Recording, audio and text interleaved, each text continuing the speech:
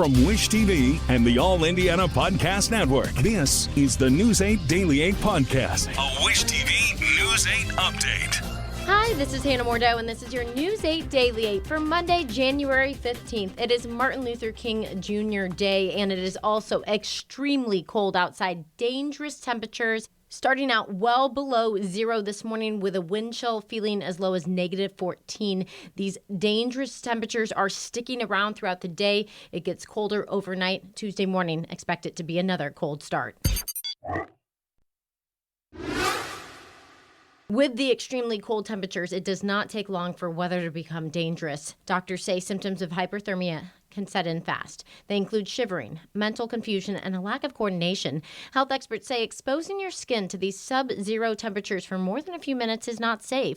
Plus, people with cardiovascular conditions are at an even higher risk. Especially if you're working outside in the snow, whether it's shoveling snow or even if you're walking through heavy, wet snow, especially if there's a patient who has a history of cardiovascular disease or has a history of heart attacks, it's so important to recognize that the cold weather in and of itself can create what we call constriction or tightening of the blood vessels during cold weather.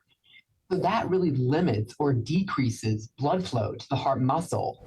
If you must work outside in the cold, doctors suggest you wear sports clothing as the first underlayer because it can be helpful at wicking away any sweat.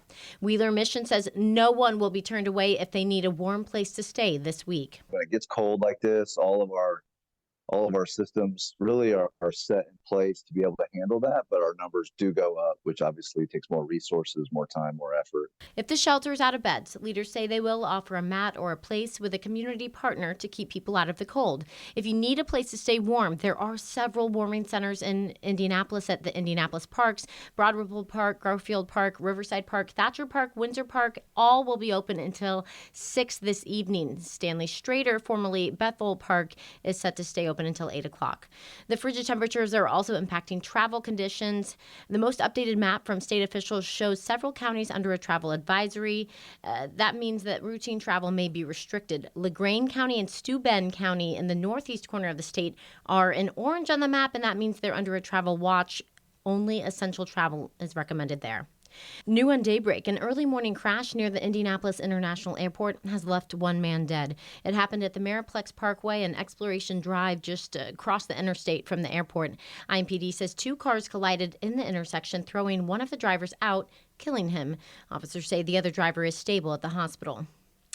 Happening today, the annual day of celebration at the Madam Walker Legacy Center. Wish TV is a proud sponsor of the event.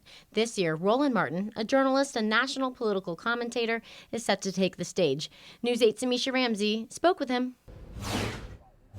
In just a few hours, attendees will be at the Walker Theater behind me to hear Roland Martin's message. I got a chance to speak to him. He says not only will he address Dr. Martin Luther King Jr.'s legacy, but he'll also emphasize Black economics. Now, doors will open at 11 o'clock today, but the event starts at noon, and attendees will gather to pay tribute to civil rights icon, Reverend Dr. Martin Luther King Jr. Now, Roland Martin is a journalist, political commentator, and host for the Roland Martin Unfiltered show. Again, he will be the guest speaker. Now, Martin says that he plans to address Dr. King's legacy, but with a particular emphasis on the critical theme of Black economics, both past, present, and future.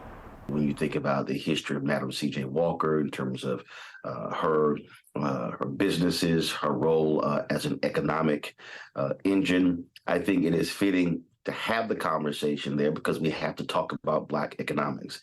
We have to talk about where we stand in terms of not only present day, but also where we're going in the future. And too many people ignore the fact that that was one of the things that Dr. King was focused on in the last years of his life. Now, Martin also plans to draw parallels to Dr. King's final year, shedding light on the economic focus within the Poor People's Campaign and Dr. King's solidarity with the striking sanitation workers in Memphis of 1968. He had gone to Memphis to stand with the sanitation workers, 1,100 Black men who went on strike. That was an economic strike. And so I think that too often what we've done with MLK's birthday is we have treated him like some civil rights mascot, where we just have some nice, wonderful, cool events, and we recite some quotes and talk about how great and wonderful he was. And we have stripped him of his radicalness. We've stripped him of what he and others were fighting for. Now, the Madam Walker Theater, named in her honor, celebrated 96 years, or its 96th anniversary in December. It is the only Black-owned building in Indiana Avenue from the 1920s that still exists. Now, again, doors will open at 11 o'clock. The event will kick off at 12. This is a registered event. It's free. However, we do have information of that online. For now, we'll send it back to the studio. I'm Amisha Ramsey for Wish TV, wishtv.com, and follow us on Facebook for updates. Today, you can celebrate Martin Luther King Jr. Day at the White River State Park. It's free to go to the Indiana State Museum, Indianapolis Zoo, IMAX Theater, Idle Jordan Museum, and the NCAA Hall of Champions. It's all a way to give back to the community in honor of Dr. King. There will also be free parking underground at the garage off of Washington Street or at the parking lot next to the Park Visitor Center. If you go, you are encouraged to make a monetary donation, or you can give online to Gleaners Food Bank of Indiana. Officials at the Children's Museum of Indianapolis say there are no more free admission tickets for MLK Day, but if you're a member, you can still go today. There's a drum ensemble performance and a reflection on the words of Dr. Martin Luther King Jr. planned. The museum opens at 10 this morning and closes at 5 this afternoon.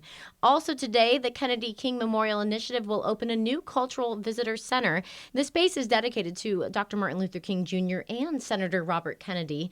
News 8's Brittany Noble shows us the free exhibit. Well, this is a soft launch of the exhibit, if you will, and there is so much to explore. If you take a look right here, the goal is to inspire visitors to carry forward the mission of promoting equality, understanding, and peace. This is a national commemorative site. In this same area, Senator Robert Kennedy first told a crowd at his presidential campaign rally that Dr. Martin Luther King Jr. had been assassinated on April 4th. This exhibit showcases a blend of historical artifacts, educational multimedia, and interactive displays just like this one right behind me. They actually have video of the senator making that speech. Mr. Gregory Porter is a volunteer, the board chair. You've done so much work in making sure that this exists. Tell me why it was important to have this site here in Indianapolis. It's very important for us to have this site here in Indianapolis because it's part of history. And we look at history, then we want to look at that moment in history and look at the future and where we are with our children. In Indianapolis, that night, we were one of the few cities that did not erupt in riots. So when we talk about that time, that moment in time, we wanted to make sure that individuals understood what was going on with this exhibit. It's been 20 years plus in the making. We have good collaborative partners in regards to this. And I think the whole point is that we want children to understand. We want to blend the historical events of 1968 to even now 2024.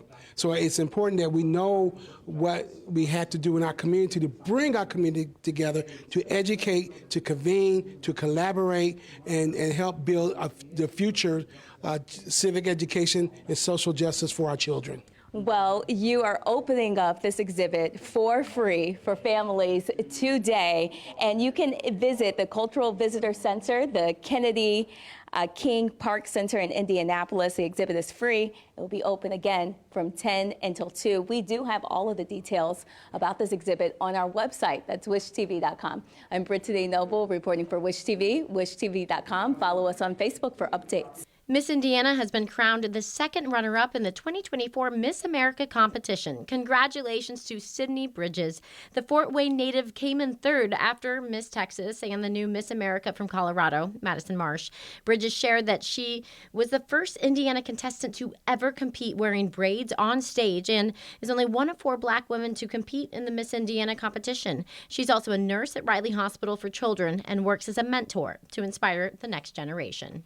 The Pacers are regrouping and getting ready to take on the Utah Jazz tonight. The team missed Tyrese Halliburton yesterday, losing to Denver 117-109. This was the second game on a long road trip out west for the Pacers. Head coach Rick Carlisle says he likes the team's effort, but was a bit more critical of the officiating. Intensity-wise, I thought the effort was really there. It's a great team. It's a tough environment. Probably should have had a lead at the end of the first. That was disappointing. And then, we didn't. I don't want to get fined, but it took 14 minutes to get a foul called on them in the second half. That was surprising. Pacers are back in action tonight in Utah. They take on the Jazz at 9 o'clock Eastern. We're counting down the days until the NBA All-Star Game here in Indianapolis, but right now everyone flying into the city knows Indiana is serious about basketball. The Indianapolis International Airport has a full-length basketball court there at the airport in anticipation of the big weekend. The Indiana Pacers first posted the photos online saying in 49 states it's just basketball, but this is Indiana. Airport officials say they're rolling out the red carpet to ensure fans know they have landed in Indy for the All-Star Game. In case you forgot, the big weekend kicks off on February 15th, marking the first time the city has hosted the All-Star since 1985. The All-Star Game is on February 18th at Gainbridge Fieldhouse. The NFL will try again today to play an extremely rare postponed postseason game. The governor of New York pushed back the Bills game against the Steelers today because of a Sunday dumping of lake-effect snow on the Bills stadium. Storm Track 8 team says the snow is not over this morning, but may stop long enough to get the game in. It's 4:30 kickoff. More memorable moments in the nation's deep freeze. The Chiefs and Dolphins played what proved to be the fourth coldest game in league history. 4 below temperatures, negative 27 wind chill, and at least one cracked helmet. Patrick Mahomes had to switch lids after knocking heads with a dolphin. He had to swap out to a cold backup, much to his dismay, because he said his other one was warm and cozy. Chiefs, though, won 26-7 to advance. This has been your News 8 Daily 8 from Wish TV. I'm Hannah Mordeau. Watch us on wishtv.com and follow us on Facebook for more information. This is the News 8 Daily 8 podcast, a Wish TV News 8 update on demand. For even more, on demand and on the go. Connect with Wish TV on Facebook at wishtv.com and on the free Wish TV mobile app. Thank you for listening. And be sure to like, subscribe, and follow this podcast for updates every weekday morning on the All Indiana Podcast Network and wherever you get your podcast.